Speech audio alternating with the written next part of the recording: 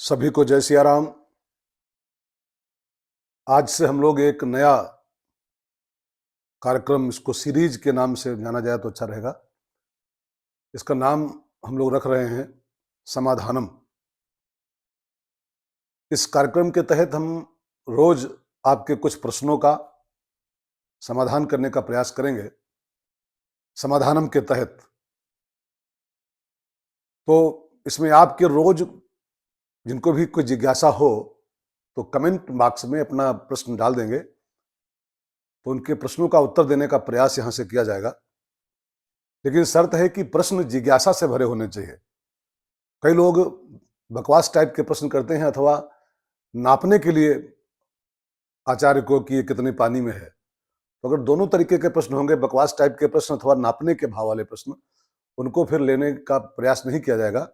सो मेरी समस्त देशवासियों से और जितने भी धर्म प्रेमी लोग हैं, सबसे विनती है कि इस प्रोग्राम को सुने भी और अपनी जिज्ञासाओं को इसमें कमेंट बॉक्स में डालें, तो आपको उनका उत्तर देने का प्रयास किया जाएगा।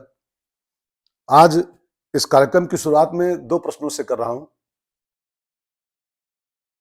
चूंकि आज पहला दिन है और पहला दिन हमारे यहां गणेश जी के नाम ही समर्पित होता है।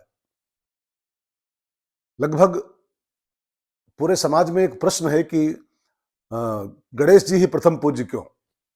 बहुत सारे देवता हैं, गणेश जी के पिताजी हैं, विष्णु जी हैं, ब्रह्मा जी हैं, दुर्गा जी हैं, गणेश जी ही प्रथम पूज्य क्यों? तो इसको लेके जो वैज्ञानिक कारण संतों ने बताए हैं, उनको मैं आपके साथ शेयर करना चाहता हूं। इसके पीछे गणेश जी की मूर्ति को जब ध्यान से देखो तो गणेश जी की मूर्ति में 4 वस्तुएं आपको मिलेंगी और पांचवी एक चीज उनके जीवन में और शामिल है। इन 5 चीजों का प्रभाव है कि गणेश जी प्रथम पूज्य देवता कहलाते हैं। गणेश जी के फोटो को जब ध्यान देकर देखा जाए तो मालूम पड़ेगा उनके हाथों में कुछ चीजें हैं। नंबर 1, उनके हाथ में कमल है, एक हाथ में उनके अंकुश है, तीसरे हाथ में उनके लड्डू है और चौथा हाथ उनका वरद है, आशीर्वाद की मुद्रा में उठा हुआ है। अभी इन 4 हाथों के 4 चीजों को अगर हम ध्यान देके सुने और अपने जीवन में इनको उतारें तो मुझे लगता है कि गणेश जी की तरह हम भी बहुत सम्मान के पात्र हो सकते हैं, पूज्य हो सकते हैं। पहली चीज, अंकुश। अंकुश माने होता है कंट्रोल,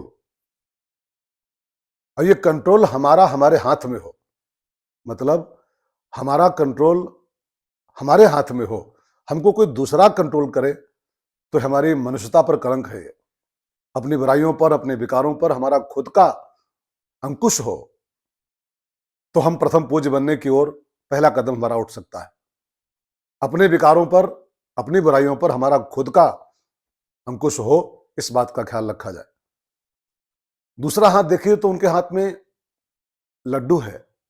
लड्डू जो है मधुरता का प्रतीक होता है।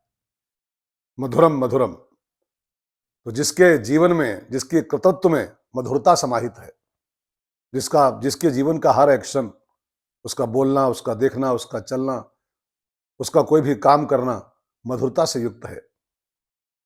मुन उद्वेग न पावे कोई, जिसके किसी भी क्रियाकलाप से किसी को कष्ट नहीं मिलता है, बल्कि सबको मधुरता की प्राप्ति होती है, उसके हर क्रियाकलाप से है, वो प्रथम पूज्य बनने का दूसरा कदम उसका उठ गया। तीसरा जो तत्व है गणेश जी के हाथों में, वो है कमल। कमल का फूल पकड़े हैं हाथ में। कमल, मैंने कथाओं में कई बार आपसे कहा है, कमल निरासक्ति का प्रतीक होता है, असंगता का प्रतीक होता है। हम सबके साथ रहें, सबके बीच में रहें, संसार में रहें, लेकिन संसार से असंग रहें। जो रहता है, कौन सा एक श्लोक, कहावत संत लोग कहते हैं, जैसे रहता है कमल पानी में, ऐसे ही संसार में हमको आपको रहना है। असंगता से भरा जीवन जो जीते हैं, जो संसार में फंसते नहीं है, बसते हैं केवल, बस वो भी प्रथम पूज्य बनने की राह पर बढ़ सकते हैं। और चौथा जो अंतिम तत्व गणेश जी के जीवन में है, वो है एक उनका हाथ वरद है। वरद माने अभयद। वो सबको अभय प्रदान करते हैं, सबको वरदान देते हैं। हम भी ऐसा जीवन बनाएं कि हमारे जो टच में आए, हमारे जो संपर्क में आए, हमारे जो समीप आए, वो कुछ हमारे से पाके जाए। नहीं कुछ तो आश्वासन पाके जाए, नहीं तो कुछ अभय पाके जाए। तो हमारे हाथ में अगर वरदत्व है, कुछ देने की भावना है, तो भी हम प्रथम पूज्य बनने की ओर बढ़ सकते हैं।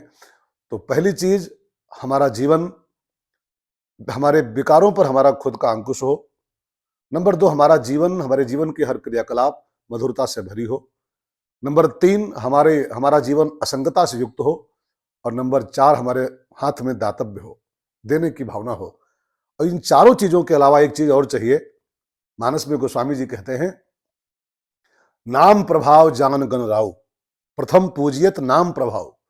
गणेश जी अगर प्रथम पूज्य बने हैं संसार में, तो नाम के प्रभाव से बने हैं। भगवान के नाम का खूब जप करते हैं गणेश जी। तो ये पांचवा अनिवार्य तत्व एक और है इन चारों के अलावा। हम भी गणेश जी की तरह भगवान के नाम का जप करें, भगवान के नाम से लव लगाएं, तो भगवान का जो नाम जपता है वो भी प्रथम पूज्य बनने की ओर बढ़ जाता है। इन 5 कारणों से गणेश जी प्रथम पूज्य हैं। और इन 5 कारणों को अगर हम भी अपने जीवन में उतारें, तो गणेश जी की तरह हम सब भी पूज्य बन सकते हैं, इसमें कोई दुविधा नहीं है। तो ये पहला प्रश्न जो समाज के बहुत से लोगों के दिमाग में चल रहा है, इसका समाधान करने का प्रयास किया गया। समाधानम के तहत एक और प्रश्न मैं लेना चाहता हूं। इस श्रृंखला में 2 प्रश्न रोज हमारे रहेंगे, माने हमारी ओर से, और बाकी आपके प्रश्नों का उत्तर देने का प्रयास किया जाएगा। तो जिनको भी कोई जिज्ञासा मन में हो, आध्यात्मिक जिज्ञासा, धार्मिक जिज्ञासा अथवा राष्ट्रीय जिज्ञासा, तो अपने अपने जिज्ञासा को कमेंट में डालें। कल से उसका उत्तर देने का प्रयास हम लोग करेंगे। दूसरा जो एक प्रश्न मैं लेना चाहता हूं आपके लिए, समाज का 90% वर्ग जो है वो गृहस्थ है। सन्यासी 5% होते हैं, ब्रह्मचारी 2-4% होते हैं, लेकिन 90% तो हम गृहस्थ जीवन ही जीते हैं सब लोग। तो बहुत लोगों का एक प्रश्न रहता है कि महाराज जी, गृहस्थ में क्या करना चाहिए, गृहस्थ जीवन को धन बनाने के क्या क्या सूत्र हैं।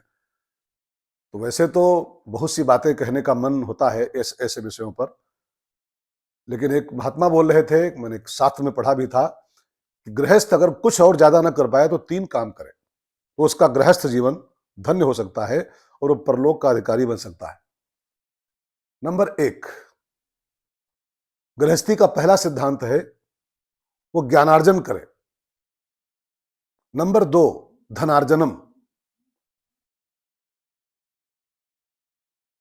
नंबर 1 ज्ञानार्जन, नंबर 2 धनार्जन, और नंबर 3 पुण्यार्जन।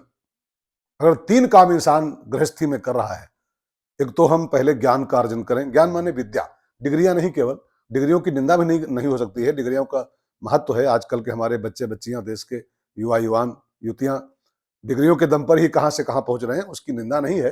लेकिन ज्ञानार्जन का अर्थ यहाँ पर खाली डिग्री अर्जन नहीं है, हम विद्या का अर्जन करें जिससे हम भवसागर पार हो सकते हैं, ये ज्ञान कहलाता है। और इस ज्ञान का अर्जन गृहस्थ करने का प्रयास करें।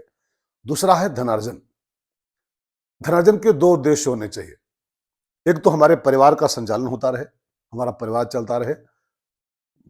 पैसा नहीं होगा तो बच्चे कैसे पढ़ेंगे, पैसा नहीं होगा तो दाल रोटी का जुगाड़ कैसे होगा, पैसा नहीं होगा तो परिवार का इलाज पानी कैसे होगा। तो धनार्जन का उद्देश्य खाली पैसा कमाना नहीं होता है, पैसा होना चाहिए लेकिन परिवार के लिए पहला उद्देश्य, और दूसरा उद्देश्य हम धर्म के लिए धन अर्जन करें।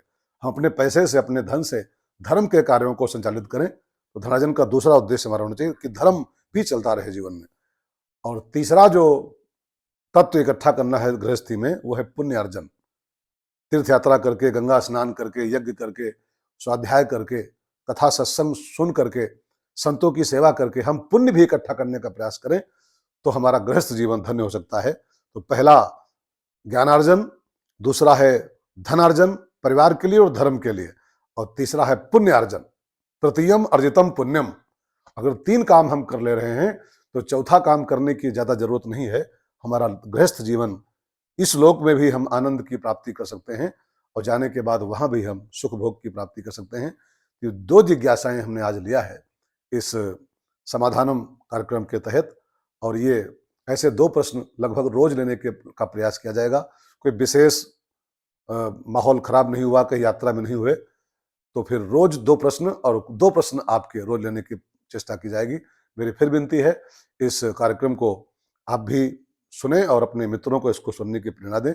और जिसके मन में कोई जिज्ञासा धार्मिक आध्यात्मिक चल रही है, तो कमेंट बॉक्स में उसको नीचे लिख दें, तो उसको कल लेने का प्रयास करेंगे। सभी को एक बार पुनः प्रणाम। जय सिया राम।